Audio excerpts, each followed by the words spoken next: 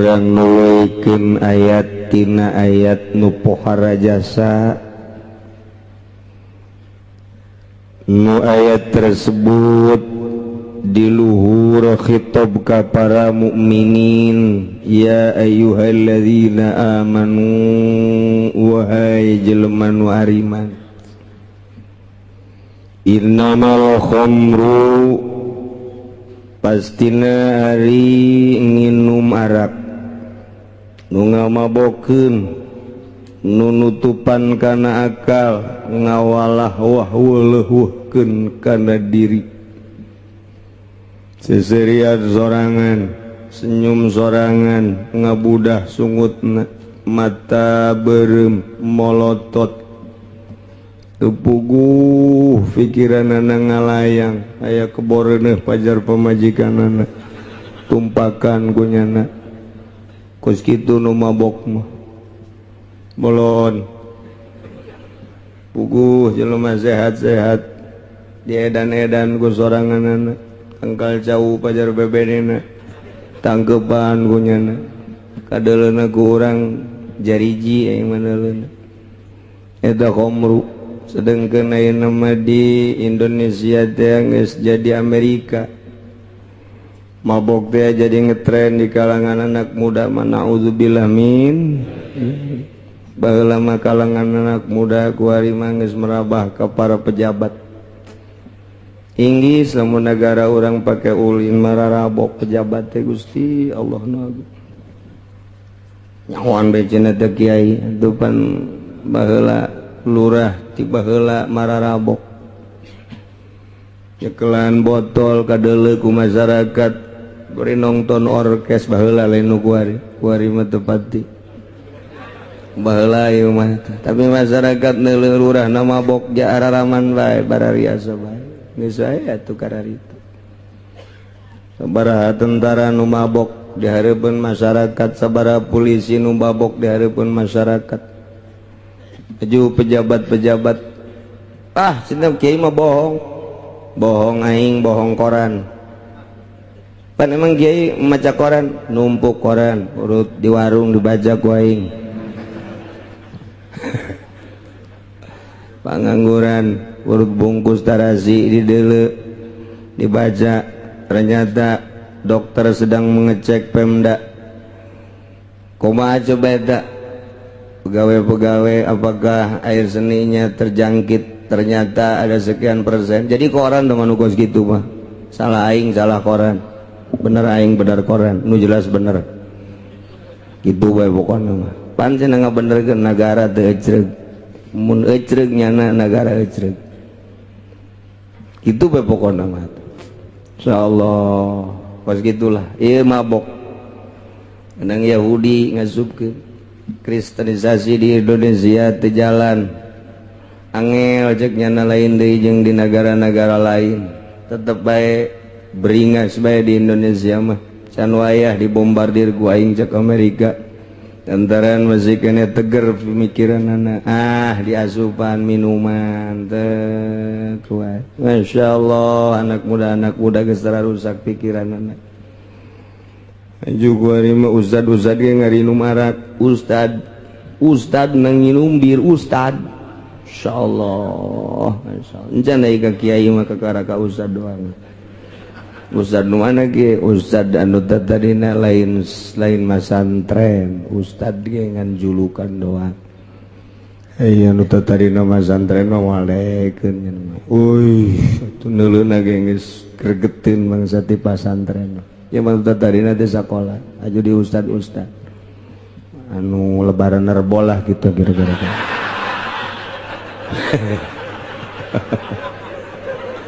aja ulah gitu kiai lantaran di dieu loba nerbo atuh bukan saja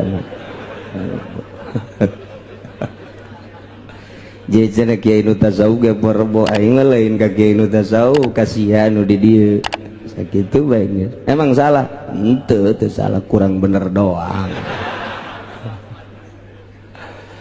aduh nu biasana sasalaman lebaran lantaran poe Rebo embung lah moal ka Cilongok cenah aing ngomal silaturahmi henteu tah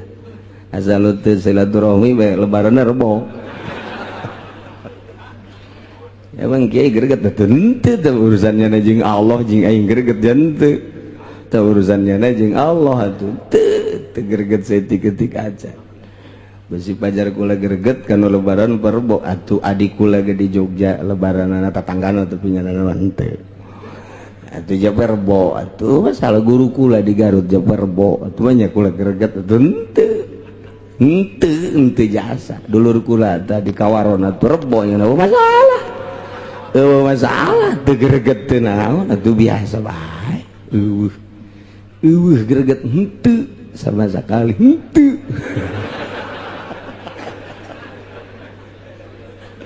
aduh Gusti Allah pajar greget teu naon ada greget masing-masing teh urusannya na jeung Allah gitu teh Masya Allah ya keur carita kuari minuman merajalela luar biasa 2 maisir judi orang mah teu nyaho lah perjudian kelas kakap di luhur teu nyaho ieu mah dihandap bae main bola bae Ki Haji jeung Ki Haji tarohan tolol main bola di TV tarohan deres sama nureuneuh pake tarohan ayo cek sia lalaki teu awal we tapi ulah nanya ka bidan nu USG ayo tarohan kos kitu bae tarohan Masya Allah jadi judi teh geus datang ka handap jasa ya Allah ya Rabbi mana deui wal ansob arja-arja jeung patung-patung mana deui wal azlam duh Masya Allah ngundi-ngundi nasib melalui panah khususna umumna jeung naon bae supaya nasib bagus diundi eta nu kos kitu supaya hayang ti heula kaluarna arisan teh coba kumaha koclok ngundi teh ngaranna atuh haram azlam teh terus gitu di kumaha ge haram supaya yang ti heula abeh nasib bagus ka Mekah tahun ieu lantaran ieu teh kitu naon aya 20-an ieu teh arisan haji undi we atuh undi sok deuk kumaha dikoclok apakah hendak make panah atuh azlam teh haram masih ya Allah ya Rabbi azal ngundi azal supaya nasib bagus aja diundi kumaha bae cara ngundi nama atuh haram coba diutang-hitung ya coba diutang-hitung supaya usaha ieu bagus ayo coba ai baheula mah sangaran anu tulis ye so aju diasupkeun kana panah aju panahna ditarik geus ditarik dilempeng mun kena kanu dimaksud bagus berarti eta teh kos kitu azlam ngaranna azlam teh lah kos kitu mah hese cenah kiai ieu bae tulis di dieuna teh kaju diputerkeun rolet teh ngaranna atuh eta kos kitu azlam kan aduh Masya Allah eta atuh sarua bae dikoclok teu beunang ulah Masya Allah teh eta teh rijsum min amalis syaiton bahasana rijsun kokotor najis min amalis syaiton mantak fajtanibu jauhan ku anjeun eta teh min amalis minum min amali syaiton judi min amali syaiton patung min amali syaiton ngundi nasib azlam ngarana min amali syaiton kamari tah kuari madek jaritakeun karakter setan tipe setan tipikal setan. Jadi setan teh boga karakter jelema ge kan boga karakter masing-masing aya nu karakterna teh ieu teh hayangna teh ngwiridan bae aya nu karakterna teh hayang salat bae karakter baragus sama dah aya karakter tehnya nama berpikir baik, jujur baik, karakter bagus. Aya karakter teh dek nipu baik, tileletik nek nipu baiknya nama teh. Karakter teh kos kitu teh tipikal. Aya karakter natenya nate manya mangiceupan ka awewe banginan jasa teu kudu make pulat pelet nya nama. Eta karakter teh kos kitu ngaranna teh karakter. Nah, jeung deui aya anu karakterna teh hayangna teh judik bae, tileleutik bae koprok menangan bae. Eta karakter teh. Karakter hoki teh. Eta berkarakter, aya karakter teh politik, tileleutik teh. Aya karakter teh ieu teh berekonomi, aya karakter teh berbudaya. Tileleutikna teh eta di deuleu karakterna. Budak ge budak. Ti SD keneh geus kadeuleu karakterna teh. Lamun ku urang ditanya 2 kali 2 sabaraha? 4. Bener ieu embe buntutna aya sabaraha? 3. Karakterna lain deh bodoh ieu budak ge. Embe 3 buntutna. Aya angel ka ngitung ieu kos kieu mah ieu. Budak teh eta tileleutik urang ditanya. Terus aya anu nyanyi bae ugal igel. Oh, berarti karakterna ieu kana budaya ieu budak teh.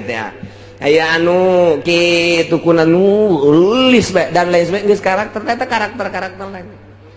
Eta kos kitu tah aya tileleutik teh kanyahoan, tipikal teh kanyahoan. Nu mantak potensi-potensi nu aya di budak teh ya, tah eta nu kudu dipupuk mah. Potensi nu aya di budak pupuk. Mun ieu budak teh ieu politikna rada bagus, kanyahoan ku bisa politikanya duit bapana laleungitan bae. Lain politik mah atuh maling. Heuh bisaan malingna. Geus kanyahoan tileleutik da ge. Masyaallah, tah eta tileleutik da ge geus kanyahoan. Mantak lingkungan teh ngadidik dirina bakalna. Lamun bapana ahli politik, indungna teh politikus sarua bae, lahirlah budak kadeuleu kurang ringkak-ringkakna teh. Macaan kelas-kelas internasional, macaan sejarah dan lain sebagainya. Ieu budak watakna kajen kumaha ge kana berpolitik. Didik ku urang supaya jadi bener-bener ahli politik jang nangtungkeun jeung nanjeurkeun nagara. Lantaran negara dipimpin ku politikus bok-bok sugan bae anak urang ieu. Rada bagus ieu politikus. Jadi politikna teh tenden di lingkungan anu berpolitik. Sakolakeun mengarah kadinya jang naon ieu pengganti Bung Karno. Kitu atuh. Nah, tileleutikna ieu budak teh macaan Al-Qur'an bae hadis bae tanyana teh bangsa rurukunan bae gitu dan syarat. Oh, ieu berarti budak ka agama ieu. Ka agama ceng tanya. Ieu sia mun geus sakola deuk ka mana ieu mondok ulah mah. Lah sakola we henteu ulah mah deuk mondok bae. Emang konan gitu loba berkat atuh beres ieu bae. Mondoknya yang berkat doang ieu budak ge. Tuh beres sih mah kos kieu bae eta. Lempengkeun ku urang lempengkeun. Sia atuh di pondok mah teu ulah resep kacau Ambonna. Ah kudu kumaha tuh lempengkeun didik di pondok pesantren. Sok. Jadi ulah naon kitu ngaranna ngahalangan arus tentang arus ulah. Lantaran eta teh ku Gusti Allah geus dibere karakter. Tah eta manusia teh kos kitu. Karakterna. Anak kurang yang ditanya teh si awewe atuh teu kudu ditanya di deuleu bae anu resepna teh ka santri mun awewe teh anu resepna teh ieu teh kanu bangsa pungplapeng-pleng bae anu resepna teh ka pejabat eta anak teh tah di deuleu ku urang tah eta teh ulah ditentang arusna sanajan dikawinkeun ka pejabat pilihlah pejabat anu jujur gitu mun di Indonesia ka mesro ka ditu kan misro sugana we amis di jero mah eta teh karakter teu bisa ditentang harusna sebab jana teh bakalna kitu lemah lamun ditentang teh lemah mun anak urang karakterna bangona kori ieu budak lantaran di kamar cai ge ieu budak narik bae di kamar ieu budak narik bae auzu mending ngebeten-beten berarti budak kori ka jadi kumaha ge tah kurang ya apa ayo asal nu bener bae supaya ka dituna deuk sanu neruskeun atuh tajwid qiraat ya. Nah tapi jangan lain boga pikiran supaya jadi juara internasional lain jang ngoboran minimal sakampungnya sak kabupaten atau non gitu ngarasa desa sak kecamatan supaya rarafih ye makharijul hurufna tajwid. Wa ati'ullaha wa ati'ur rasul wahdharu fa in tawallaitum fa'lamu annama ala rasulina al-balagh fa'lamu annama ala rasulina al-balaghul mubin. Allahu a'lamu bimuradi wa ati'ullah lan pada taat sira kabeh ing Allah wa ati'ur rasul lan pada taat sira kabeh ing rasul darulan pada wedi sira kabeh al-ma'asi ing birang-birang maksiat fa in tawallaitum maka lamun mengo sira kabeh anu taati saking taat fa'lamu maka pada weruh sira kabeh annama ing pastine ala rasulina ikut tetep ing atas rasul ingsun agung al-balagul mubin utawi nekaaken kang nyata al iblagul bayyin tegas nekaaken kang nyata wa jaza fa jazaa'ukum alaina maka utawi ngabalas sira kabeh ikut tetep ing atas ingsun agung alaina ikut tetep ing atas ingsun agung.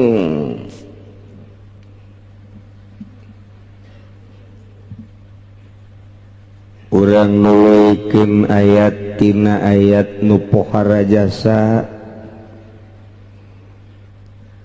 nu ayat tersebut di luhur khitab ka para mukminin ya ayyuhalladzina amanu wahai jelema nu ariman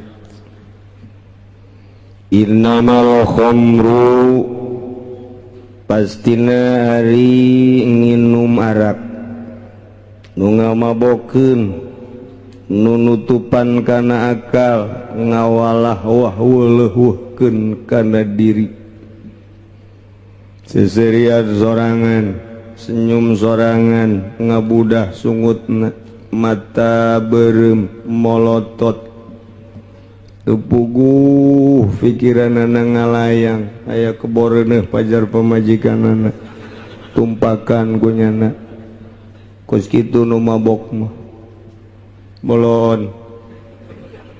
puguh jelema sehat-sehat diedan-edan ku soranganana angkal jauh pajar bebenena tangkepan kunyana kadeleuna ku urang jariji aya manaleuna eta khamru sedangkan ayeuna mah di Indonesia teh geus jadi Amerika mabok teh jadi ngetren di kalangan anak muda mana naudzubillah min baheula mah kalangan anak muda kuari mah geus merabah ka para pejabat Inggris lamun negara orang pake ulin mararabok pejabat teh Gusti Allah nu agung nyahoan becena teh kiai atuh pan baheula lurah tiba heula mararabok nyekelan botol kadele ku masyarakat beri nonton orkes baheula lain nu kuari mah teu pati baheula ieu mah tapi masyarakat neuleuh lurah na mabok ja araraman bae barariasa bae geus aya atuh kararita sabaraha tentara nu mabok di hareupeun masyarakat sabaraha polisi nu mabok di hareupeun masyarakat aju pejabat-pejabat cenah kiai mah bohong aing bohong koran pan emang kiai maca koran numpuk koran urut di warung dibaca ku aing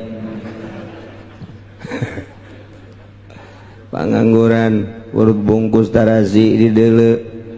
dibaca ternyata dokter sedang mengecek Pemda kumaha coba eta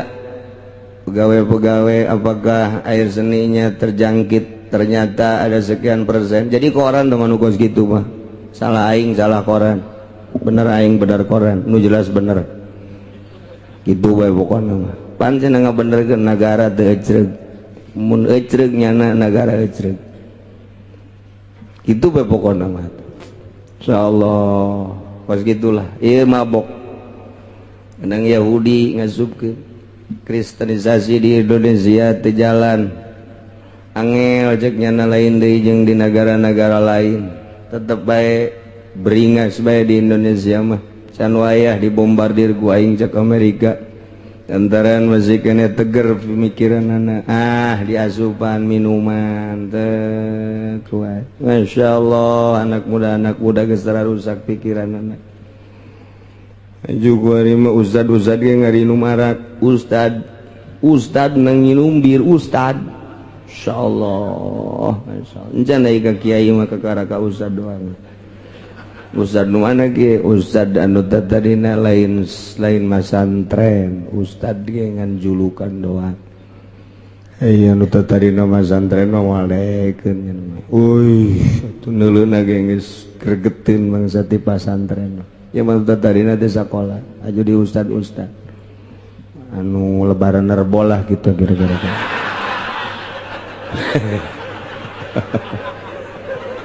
aja ulah gitu kiai lantaran di dia loba nerbo itu bukan saja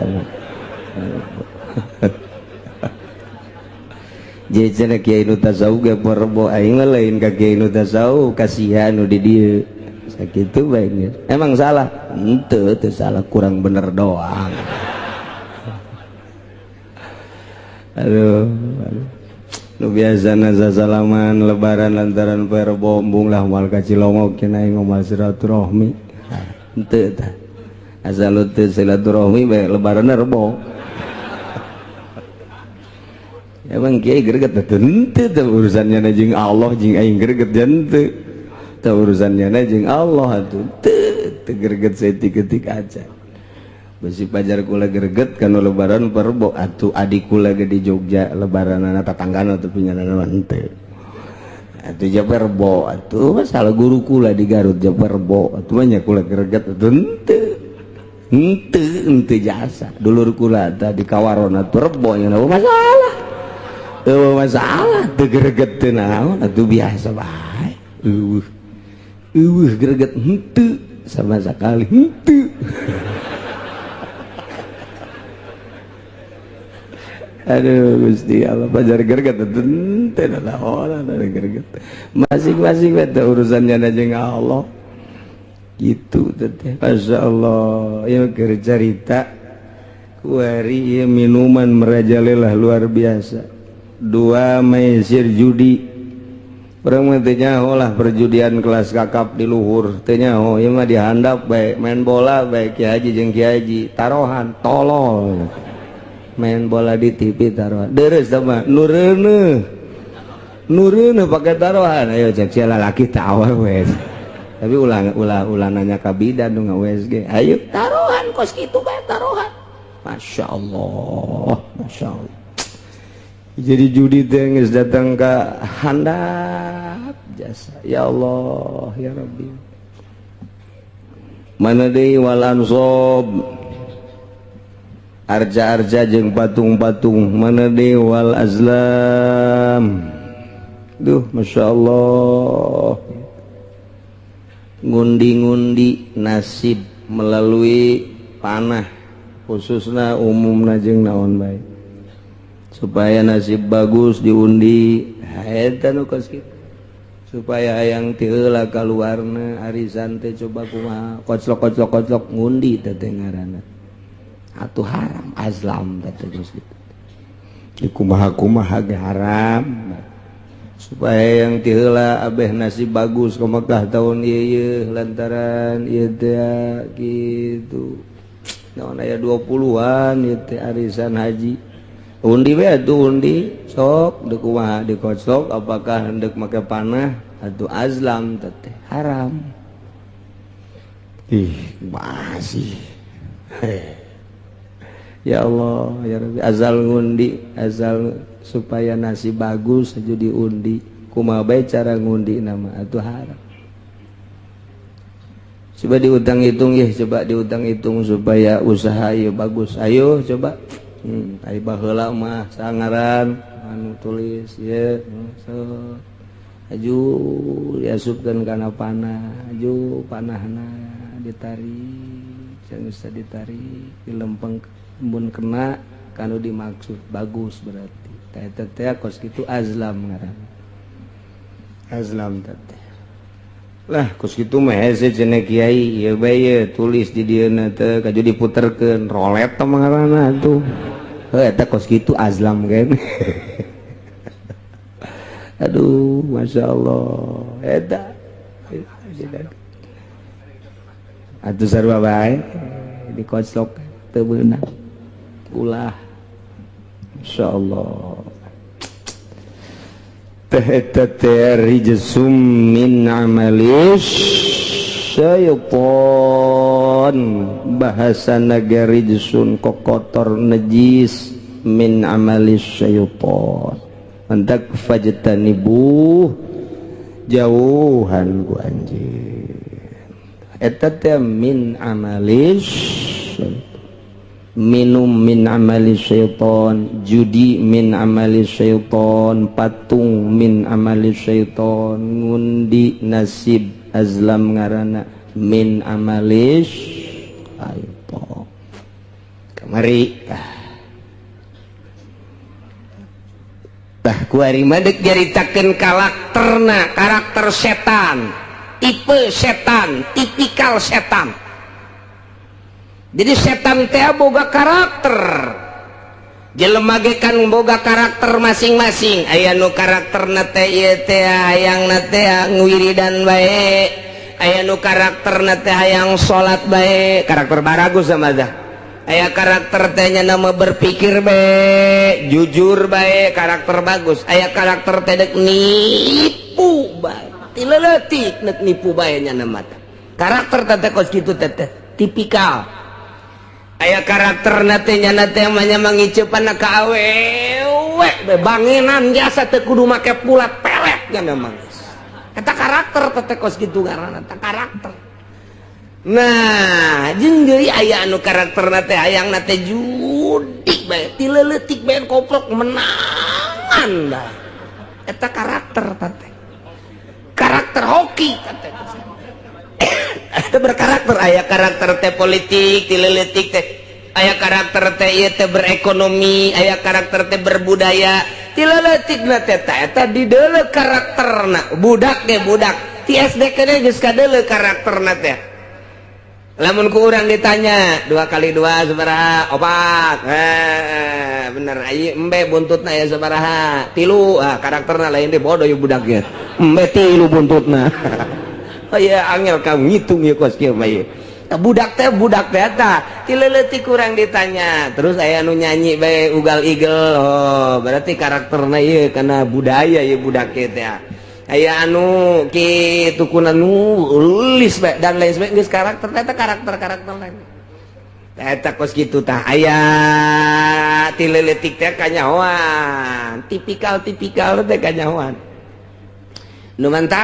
mantak potensi-potensi nu aya di budak teh ya, tah eta nu kudu dipupuk mah. Potensi nu aya di budak pupuk. Mun ieu budak teh ieu politikna rada bagus, kanyahoan ku bisa politikanya. Duit bapana laleungitan bae. Lain politik mah atuh maling. Heuh bisaan malingna. Kayawan tileutik da ge. Masyaallah, ta eta tileutik da ge geus kajawan. Mantak lingkungan teh ngadidik dirina bakalna. Lamun bapana ahli politik, indungna teh politikus sarua bae, lahirlah budak kadeuleu kurang ringkak-ringkakna teh. Macaan kelas-kelas internasional, macaan sejarah dan lain sebagainya. Ieu budak watakna kajen kuku mage karena berpolitik. Didik ku urang supaya jadi bener-bener ahli politik yang nangtungkeun jeung nganjeurkeun nagara. Lantaran negara dipimpin ku politikus-politikus bok-bok sugandai anak urang ieu. Rada bagus ieu politikus. Jadi politikna teh tenden di lingkungan anu berpolitik. Sakolakeun mengarah kadinya jang naon ya pengganti Bung Karno kitu atuh. Nah tileutikna ya budak teh macaan Al-Qur'an bae hadis bae tanyana teh bangsa rurukunan bae gitu dan syarat. Oh ieu berarti budak ka agama ieu. Ka agama ceng tanya ieu sia mun geus sakola deuk ka mana ieu mondok ulah mah. Lah sakola bae henteu ulah mah deuk mondok bae. Emang konan gitu loba berkat teu beres ieu bae. Mondoknya yang berkat doang ya budak ya. Tuh beres sih makos kieu bae eta. Lempengkeun ku urang lempengkeun. Sia atuh di pondok mah teu ulah resep kacau Ambonna. Ah kudu kumaha tuh lempengkeun didik di pondok pesantren sok. Jadi ulah non gitu ngaran ngahalangan arus tentang arus ulah nyantaran eta teh ku Gusti Allah geus dibere karakter ta eta manusia teh kos kitu karakterna anak urang anu ditanya teh si awewe atuh teu kudu ditanya di deuleu bae anu resepna teh ka santri mun awewe teh anu resepna teh ieu teh kanu bangsa pungplapeng bae aya nu resepna teh ka pejabat eta anak teh tah di deuleu ku urang tah eta teh ulah ditentang arusna sanajan dikawinkeun ka pejabat pilihlah pejabat anu jujur gitu mun di Indonesia ka mesro ka ditu kan ka misro sugana we amis di jero mah tah eta teh karakter teu bisa ditentang harusna sebabnya teh bakalna kitu lemah lamun ditentang teh lemah mun anak urang karakterna bangona kori ya budak lantaran di kamar cai ge ieu budak narik bae di kamar ieu budak narik bae tuh mending ngebeten-beten berarti budak ieu kori ka jadi kumaha ge tah kurang ge apa ayo asal nu bener bae supaya ka dituna deuk sanu neruskeun atuh tajwid qiraat ya nah tapi jangan lain boga pikiran supaya jadi juara internasional lain jang ngoboran minimal sakampungnya sakabupaten atau non gitu ngarasa desa sakecamatan supaya rarafih ye makharijul hurufna tajwid ya ayyuhalladzina amanu hai jelema nu ariman ka Gusti Allah rek larek awawe la yabluwannakumullah yakin Allah bakal nguji ka aranjeun ka babisain ku kreditan tanaluhu anu bisa babari dicekel aidikum kuleungeun daratang sorangan kredit teh ka imah dek ngredit mobil datang dek ngredit motor datang diangsong-angsongkeun ka imah komo ai gincu mata madu geus das warima hukum nu galal de mah urang kudu lempang ka ditu tapi tetep bae babari ieu dilarang ku Gusti Allah lialam Allah ngara Allah nyahoeun mayaqafuhu bil gaib ka jelema anu sieun ka Gusti Allah secara gaib sieun teh ka Gusti Allah Allah teh Allah teh kadeu kurang tapi Allah innallaha ma'ana neuleukeun ka urang saha coba mayaqafuhu bil gaib nu sieun ka Allah begitu datang angsongan kreditan ka urang inget ka Allah Allah neuleukeun riba ieu kajian kukumaha ge henteu abdi moal ngredit moal abdi moal kadeuleu tegerna iman di jero dada tawaran deui ieu mah kredit tapi murah bungana teh 1% nanti 10% acan ieu mah lah ngan 2% doang ngan rada relay rada panjang nah ieu mah DP na ge cukup 100 moal aing mah geus boga meuli cash bae moal aing mah kadeuleu tegerna Assalamualaikum bagi belum ada motor ya di sini iya belum ada ini ya udah saya bawain deh mau pengen motor apa nggak punya uang gampang uang mah udah tiap bulan aja ya kecil anu oge nya 3 tahun dah udah ini mah tuh ya udah bawain satu dah tuh iya teh kan geus leutik ya tah leutik iman di hate jelema eta leutik iman di dadana pagi aduh pagi sibuk ya suka kemana aja ya kadang-kadang atuh undangan ya, muludan aja kalau nggak punya kendaraan sulit Kiai iya emang udah saya bawain aja di sini mau Avanza ada mau Kijang juga ada mau apa juga ada udah yang penting berapa itu udah gampang mau sama saya mah yang penting mah ada KTP sama itu aja surat keluarga udah gampang dah aduh itu ya udah bawain satu Kiai Blon kos itu tah. Gimana nu teger Kiai coba kuar. Demandak ngomongna puluh ya boleh ye. Ayo ngomongnya nager ieu mah cenah loba ieu santri nu ngaraji kuari mah jauh atuh bongan sia diacak-acak ku sorangan. Bongan sia atuh teu make ilmu. Boro-boro batur rek ngaji sia ge teu make ilmu. Keur ieu mah cenah ja iya alhamdulillah nu batur ngaji 20 30 mah datang ka 70 aya kuari waktu sia teh aja di tim sukses. Segala naik ke panggung segala naon ya emang kos gitu temenang atuh lain bagian sia emang ngariung kuduna lain ngadoa bari cerik di luhureun panggung ngadoakeun kos karar itu ye suka teman teh jadi mamalah atuh pan sia ge lamun teu dibere duit mambung kan ngadoa oh sih kan itu banyakit di babawa kunyana hayang dituturkeun ku santri moal bisa tuh ilmu Allah mah teu bisa pake lalagaan kajeng teuing urang muka pondok pesantren niat ibadah dek nungtun santri aing mah kena nyahuan ka Gusti Allah belah dieuna kena bisaeun maca kitab kabelah dituna kena nyahuan ka Gusti Allah abah ibadahna mantep niatan di jero hatena modal kos kitu aju prek bae kiaina sabulan sakali ngajina dituturkeun bae ngaji mah kos kitu tapi lamun urang geus mengkol tidinya mulai ngeridit hayu tiatut hayu ti WA hayu geus di mana bae geus hayu ceramah hayangna hayang cawambon melulu moal dituturkeun kok bisa gitu Kiai lantaran pasantren mah neuk ngembangkeun ilmu Allah non teknis cek urang ketos non teknis nyaho aing teh nyaho eta di luar teknis pondok pesantren mah geus lamun pondok pesantren make teknis cara pondok pesantren modern dunia tama pasantren mah non teknis teu kudu make teknis pasantren mah lantaran dek nungtun jelema dibawa ka Allah asal dirina madep ka Allah bakal dituturkeun teu kudu make teknis udangkeun budak peuting tahajud berjamaahkeun tahajudna balik we boro-boro tahajud salat henteu non teknis pesantren ulah di pikiran teknis asal betah bae heula di pondok asal betah bae heulanan teu kudu ngaji geus pokona mah masak kees teu kudu ka masjid heulanan asal betah bae heulanan ge isinan sorangan aing mondok geus sabaraha bulan ieu dahar bae can ka masjid tegar ulah non teknis pesantren mah deuleu riwayat waliullah pesantren mah teu kudu dititahan ngaji jang ayo sing bener ngajar teu kudu cicing di pondok pesantren masak kayak beak duit bapana neng sebulan 2 bulan kakarak nyana ka masjid berjamaah Allah nongkrong ngajinya kitab naon kitab aing macan boga mulu ke ngaji ya ku kiai ge asal betah bae cek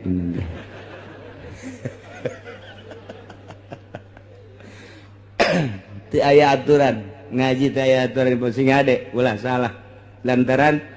pondok pesantren mah aya anu setahun bisa ngejar 10 tahun beda ilmu Allah mah dikejar sabulan bisa mengejar pelajaran 10 tahun gitulah ya Allah lamun geus mere ilmu ka hiji santri masya Allah eta mah make teknis gitu modern tah mah di mustak kita mudirun tah mah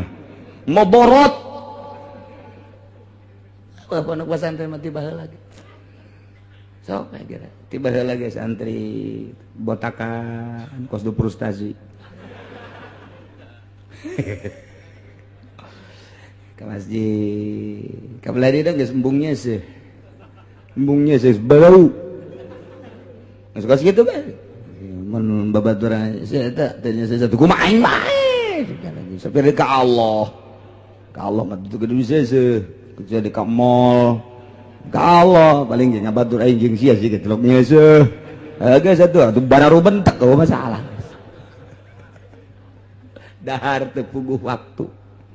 emang santri puguh waktu henteu coba bapak-bapak ibu-ibu datang ke pesantren Cilok jam sabaraha bae aya bae nu masak jam sabaraha bae aya nu masak tas subuh aya nu masak jam 7 aya nu masak jam 8 aya nu masak jam 10 aya nu masak jam zohor kiai ka masjid nyana masak asar batur ngaji nyana masak peuting waya istirahat nyana masak keneh bae aja dicarekan ku kiai na ulah emang kos kitu pondok mah bebas di pondok aja salah cenyahoeun kabeh ka rahasia pasantren inget awas nu dek diturunkeun ilmu ulama wali-wali Allah ditarimana kudu nu bersih teu meunang aya paksa-paksaan kudu nu loyog nu rendah hati anu bener-bener endek nu mantak lamun teu betah ku teu betahna bae ge teu boga bagian teu budak ilmu kawalian teu betahna bae anak di pondok pesantren teu boga bagian ilmu kawalian ku betahna bae ge teu bisa ngaji wali eta budak mun bapak mah santrenkeun anak dihitung ku ari geus 10 tahun padahal teu bisa ngaji ulah dikukumahakeun geus jadi wali.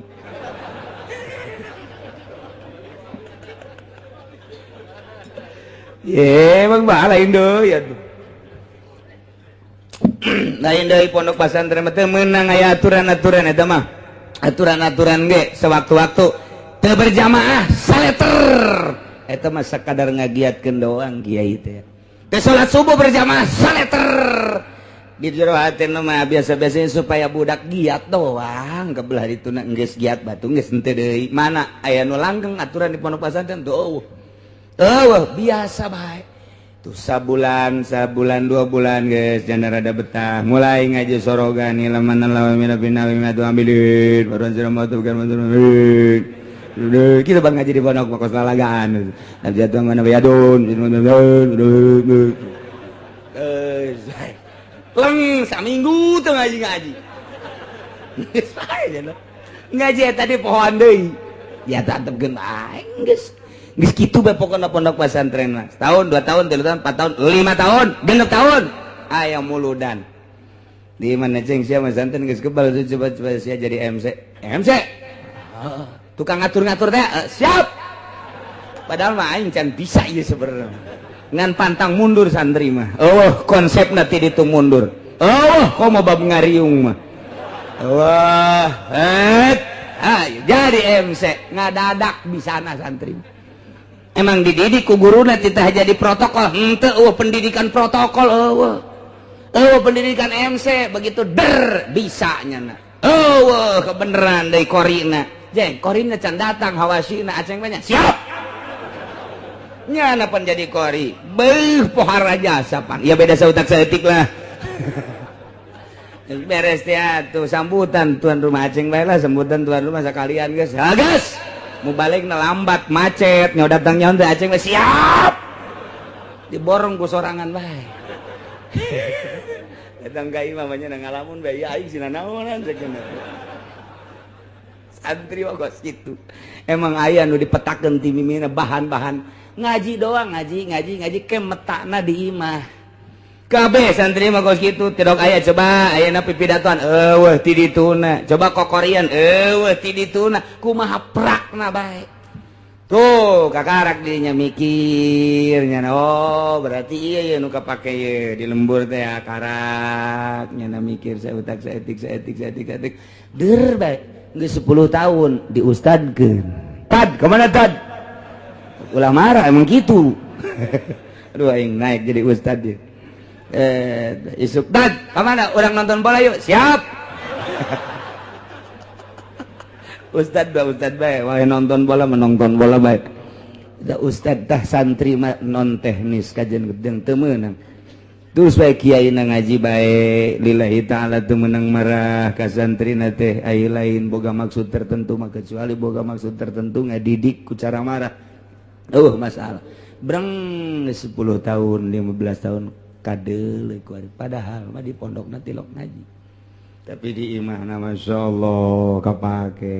ku cek lembur teh ajang ulah ka mananya ieu masjid jauh deui di kokolot teh aing dikolotkeun burung jeung nya hatena seserian siap sapira jadi imam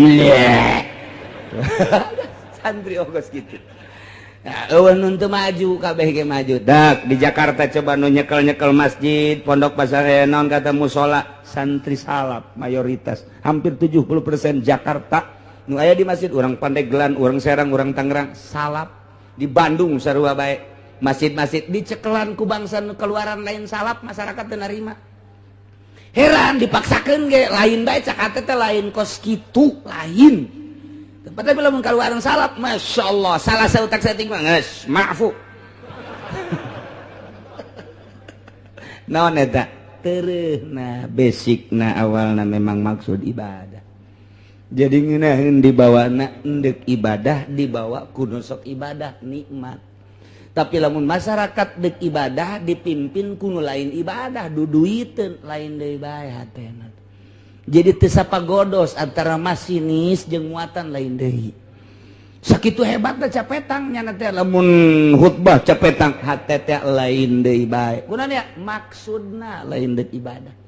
lantaran santri mah didik nedek ibadah ngeunah eta mah variasi doang berkat-berkat mah kos kitu mah ibadah tuh mata nu pasantren mah teu bisa kitu geus lamun kiaina mahiwal jadi tim sukses di partai misalnya kiaina milu di Golkar sabaraha kiai nu runtuh Tangerang Serang Pandeglang teu kudu ka Jakarta teu kudu ka Jawa Tengah Jawa Timur ambuk naon eta niatanana geus lain deuk ka Allah deui tah mantak sing hade ieu kredit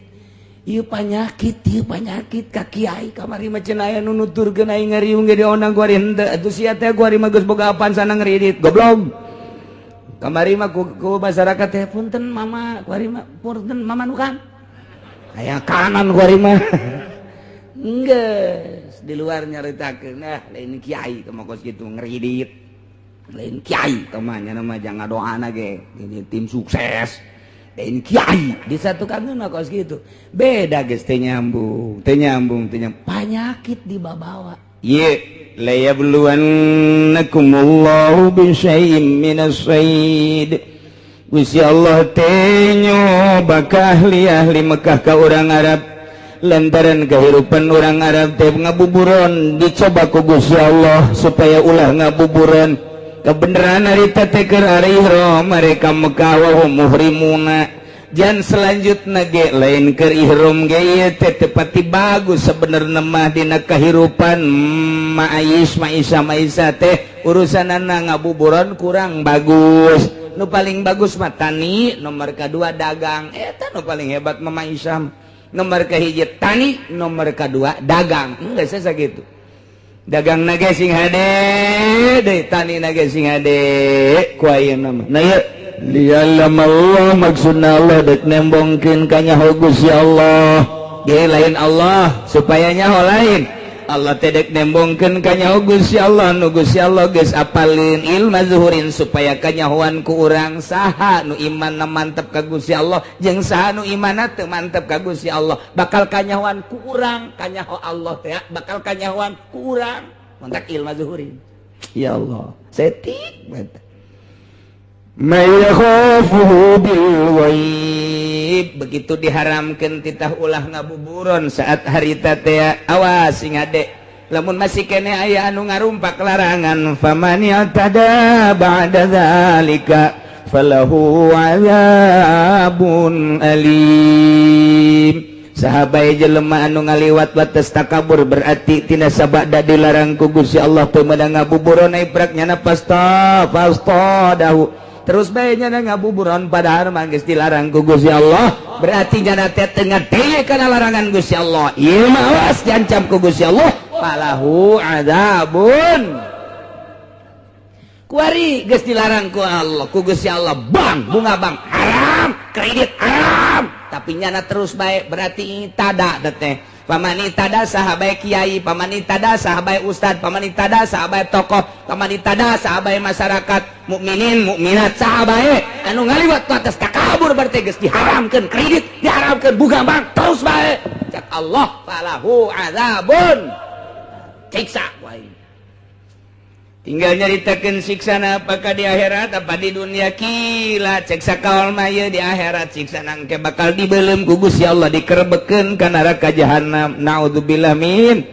wakila cek sakaol mah fid dunya wal akhirah minimal jelema anu ngridit jelema anu ngadahar riba bakalna diberena hamwal hazan bingung pikiranna bingung nomor kedua gede beteng betengna gede lain gede beteng gede beteng mereuneuh ieu mah betengna gede beda gede beteng jeung beteng gede lain deui mun di kulon mah lamun di wetan mah nuju gede beteng di urang gede beteng reuneuh aya mah betengna gede lain deui aya ribaan dayut betengna dayut nyana mah eta teh tanda bahwa eta teh osok ngadahar riba cek nu gendut teh tapi teu ngadahar aing gendut padahal teu ngadahar ulah kasinggung untung teu bae ieu mah keur carita penyakit di dunia teu bae aing sial cenah kiai gendut jan teu aing mah bab jelema teh ayeuna sakarakter jeung satipe aya jelema memang ku Gusti Allah dijieun postur tubuhna kuru bae sanajan gembul ge kuru bae teh mah aya jelema teh mun daharna gede lintuh mun daharna leutik kuru aya anu jelema teh saeutik bae daharna sanajan saeutik tapi lintuh bae beda-beda teh ngan ieu mah keur carita nyaritakeun falahu adzabun alim ieu nu asli nama jaga engke di akhirat geus teu samar deui ngan cek sakaol mah sarua di dunya ge bakal dibere di dunya di akhirat na jelas di dunya na hiji bakal dibere penyakit penyakit hazard penyakit syak jadi ieu bingung bae prihatin bae mang bae eta teh suuzon ke ka jelema suuzon bae coba ge kiai anu asup Golkar mah ka jelema suuzon bae kiai anu asup ulah asup Golkar pamarentah bae nyana sering jeung pamarentah bae nyana asup di jero suuzon bae ka jelema teu meunang nanaon suuzon bae mantak boro-boro jadi wali jadi solihin ge lain diganti ngaran moal lantaran suuzon coba lain lalagaan asal kiai geus bergelut mukhalid jeung pemerintah suuzon teh terus bae kasasaha ge suuzon bae lain cakula sehingga ada besi pajar cakula buka ge kitabna dina tafsir lain cakula kula mah ieu mah nyambung lidah doang ngan kadengna ti sungut kula cabok sia ku aing suuzon bae ge asal geus aya ka pemerintah bae kanu lain teh suuzon bae tapi lamun cekas kiaina waya jeung pemerintah dakwah aing mah ka pemerintah ge waya jeung pedagang dakwah aing mah waya jeung masyarakat nyana mah tilok aya suuzon-suuzonan biasa bae ka Gusti Allah dek duduhkeun ieu mah aing mah ka Gusti Allah waya nita ngazakat waya nyaritakeun teh jujur ka pemerintah teh pinarakaeun tama kabeh ge jelema kabeh ge yeuh bakal pae lempeng ngeunaheun kadengena sanajan teu nuturkeun atuh sanajan teu nuturkeun ngan kadengena mah tetep bae ngeunaheun atuh nya heuninya lagi kanu ngeunaheun mah masyarakat ge aya nuturkeun mah tuh henteu tah eta kos kitu tah lempeng nah ieu keur carita falahu adzabun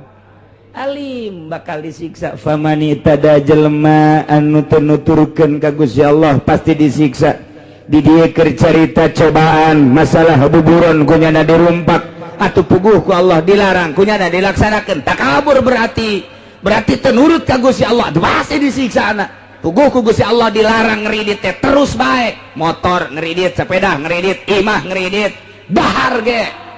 ngeridit terus bae tah eta teh falahu adzabun naudzubillah min mudah-mudahan orang gabehan dibere caang hate orang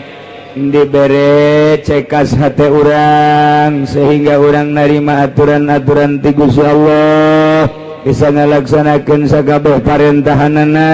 bisa ngajauhan sagabeh laranganana sehingga orang maot aya dina ridho Allah Subhanahu wa taala digiring di masyar menuju surga Allah di bawah bendera Kangjeng Nabi urang Kangjeng Nabi Muhammad sallallahu alaihi wasallam uga di bawah bendera panji-panji guru-guru urang anu ahli-ahli Allah Subhanahu wa taala amin ya rabbal